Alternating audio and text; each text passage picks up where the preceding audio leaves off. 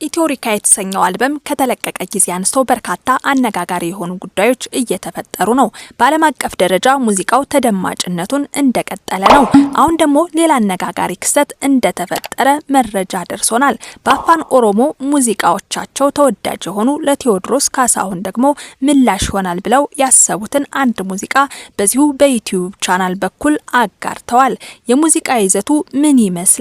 ለቴዲ አፍሮ ምላሽ ይሆናል ብለው ያሰቡት ምክንያት ምንድነው? በዝርዝር ውስጥ አካተን ይዘናል እናደርሳችኋለን። ሰላም እንደምን ቆያችሁልን? የተወደዳችሁና የተከበራችሁ በአገር ውስጥም በውጭም የምትገኙ ኢትዮጵያውያንና ኤርትራውያን ይህ ዛምራን አዲስ ቻናላችን ነው። ዛምራን አዲስ ቻናል ተቀዳሚ ምርጫ ስላደረጋችሁ ምስጋናችን ላቅ ያለ ነው።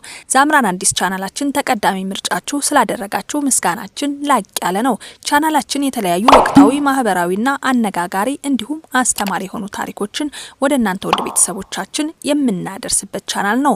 ቻናላችን አዲስ ቻናል ነውና የእናንተን ወደ ቤተሰቦቻችን ቀና ትብብራችሁን እንጠይቃለን። ቪዲዮን ላይክ፣ ሼር፣ ሰብስክራይብ በማድረግ የዘወትር ቤተሰብ ሁኑ። እንዲሁም የለቀቅናቸው አዳዲስ ቪዲዮዎች በቀጥታ እንዲደርሳችሁ የደወል ምልክቷን በመጫን አብራችሁን እስከ ፍጻሜው ዝለቁ። የእውቁ ድምፃዊ ቴዎድሮስ ካሳሁን ቴዲ አፍሮ ባለቤት በጣም አስገራሚ ከኋላ ያላት ታሪክና ለባለቤቷ ያላት ድጋፍ በጣም ድንቅ የሚባል መሆኑን ልዩ ልዩ መረጃዎች ደርሰውናል።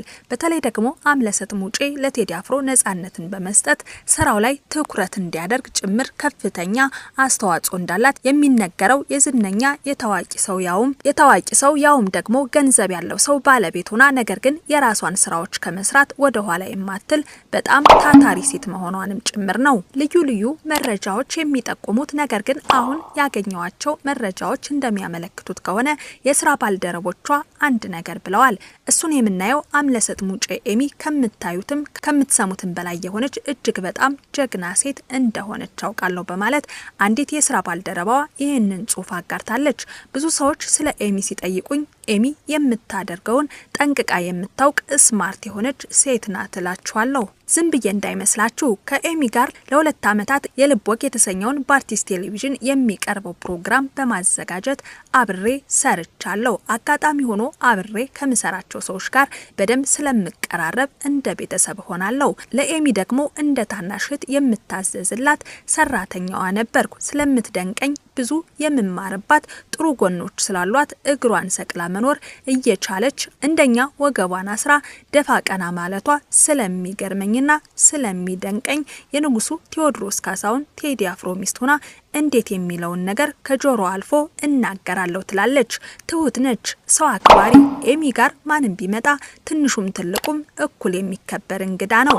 የሁል ጊዜም የኤሚ ማስጠንቀቂያ እኔም ብሎ እዚህ ቢሮ ውስጥ የመጣ ሰው ሁሉ ክቡር ነው፣ አክብራችሁ ተቀብላችሁ ሸኙልኝ በማለት ታስጠነቅቃለች።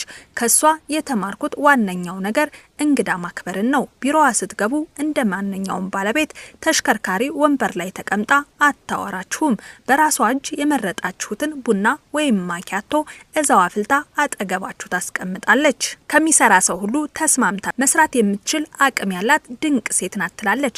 ከዚህ ባለፈ ግን መሪም ናት ኤሚ። ሁላችንንም እኩል የምንጮህላት ቴዲን እቅፍ ሽክፍ አድርጋ ክብሩን አስጠብቃ እንዲይዛዋለች። ስራዎቹ እስኪያልቁለት ድረስ ከፕሮሞሽን እስከ ማርኬቲንግ ድረስ ተከታትላ የሚገባው ቦታ እንዳደረሰችው ማውቃለሁ። ቤቱን ሰላም ሰጥታ ለሱ ሚስት ሆና ለልጆቿም እናት ሆና እየቀጠለች ትገኛለች። ለዚህ አልበም እኩል የሆነ ዋጋ ከፍላለች በማለት ለኢትዮሪካ አልበም የሰጠችውን ድንቅ የሆነ ስጦታ ነው እየገለጸች የምትገኘው።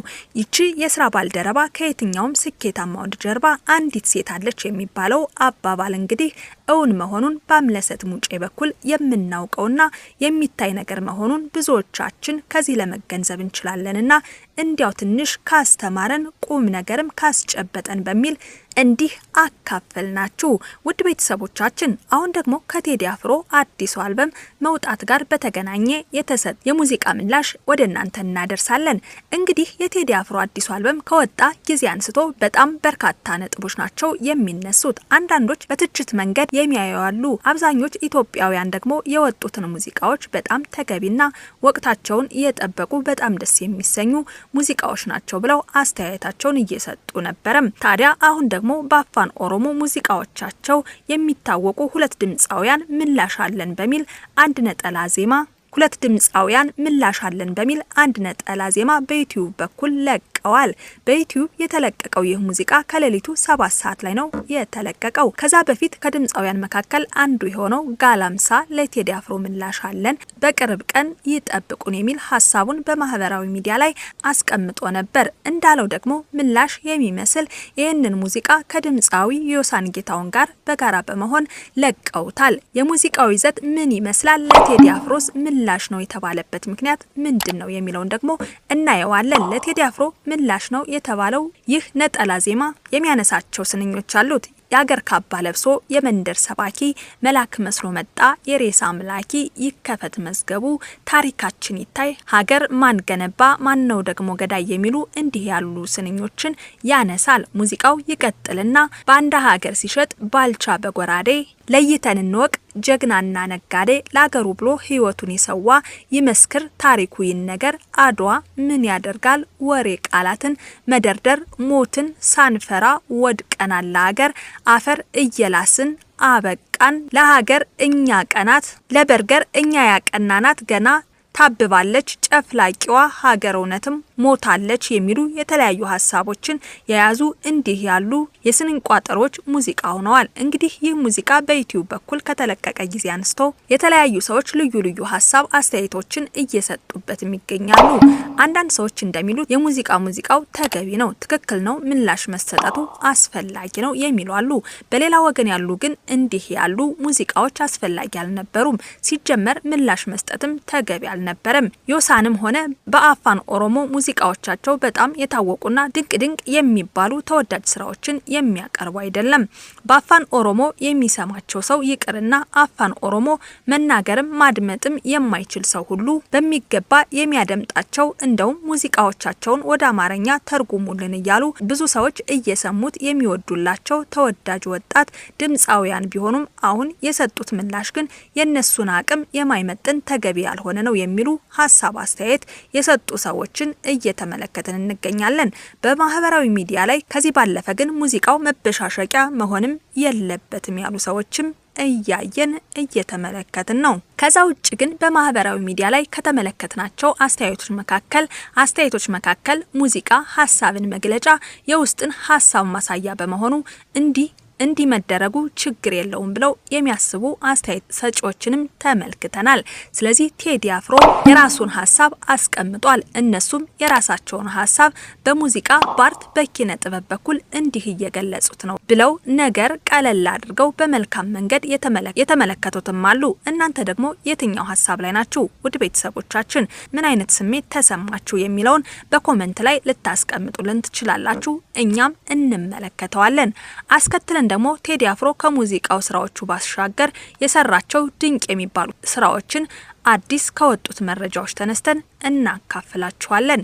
በልዩ ልዩ ማህበራዊ ሚዲያዎች ላይ እየተሰራጨ የሚገኘው አንድ መረጃ እንደሚያመለክተው ከሆነ ቴዎድሮስ ካሳሁን ከድምጻዊነቱ ባሻገር ከሰራቸው በጎ ስራዎች መካከል ተብሎ የተለያዩ ሐሳቦች ተነስተዋል። ሐምሌ 30 98 ዓመተ ምህረት በድሬዳዋ ደርሶ በነበረው የጎርፍ አደጋ ለተጎዱ ወገኖች በወቅቱ ጥሩ ገንዘብ የሚባለውን የ30 ሺህ ብር ድጋፍ በማድረግ ለወገኖቹ ደራሽነቱን ማሳየቱ አይዘነጋም። በሌላ በኩል ደግሞ ጥቅምት 1 ቀን 2002 ዓመተ ምህረት ኤልሻዳይ የልጆች ማሳደጊያ ባዘጋጀው ከ50 ሺህ በላይ ሰዎች በተገኙበት የአዲስ አበባ ስቴዲየም ኮንሰርት ከ1 ሚሊዮን ብር በላይ አሰባስቦ ለእርዳታ ድርጅቱ ያስረከበ ሲሆን በለቱም ለአበበሽ ጎበና ህጻናት ማሳደጊያ የ100 ሺህ ብር ድጋፍ ለኤልማ ግብረገብ የወርቅና የብር ሽልማቶችን እንደሰጠ የሚዘነጋ አይደለም።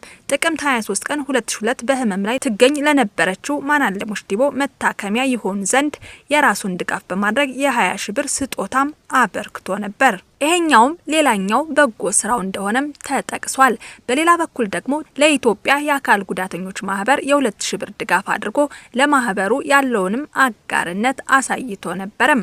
ማህበሩን በወቅቱ ምስጋናውን ከነምስክር ወረቀቱ አድርሶትም ነበር። የ4 ኪሎ ወጣቶች ከአልባሌ ስፍራ ይርቁ ዘንድ በአባቱ ስም ተቋቁሞ ለነበረው የእግር ኳስ ቡድንም ለ4 ዓመታት በየአመቱ ግማሽ ሚሊዮን ብር ድጋፍ ሲያደርግም ቆይቷል። በራሱ ተነሳሽነትም ለአርቲስት አበበ መለሰ ኮንሰርት በማዘጋጀትም የአርቲስቱን ህይወት ከህልፈት መታደጉም እንዲሁ ሌላኛው የሚጠቀስለት መልካም ተግባሩ ነው። ጥቅምት 2005 ዓመተ ምህረት ደግሞ ይማርበት ለነበረው ቤተልሔም ትምህርት ቤት የኮምፒውተርና የሙዚቃ መሳሪያ ድጋፍ እንዳደረገም ይነገርለታል። በተለያየ ጊዜ በተዘጋጁ ዝግጅቶች ላይም እንዲሁም ደግሞ እዚያው ድረስ በመሄድ ለወይዘሮ አበበሽ ጎበና ህጻናት ማሳደጊያ ከ100,000 በላይ የገንዘብ እርዳታና ድጋፉንም ሲያደርግ ቆይቷል። ባለቤቱ አምለሰት ሙጬ ባስመረቀችው አረንጓዴ መሬት ዶክመንተሪ ፊልም ምረቃ ላይ በእንጨት ለቀማ ይተዳደሩ ለነበሩን እናቶች የ20,000 ብር ቼክ እንዳበረከተም ይነገራል።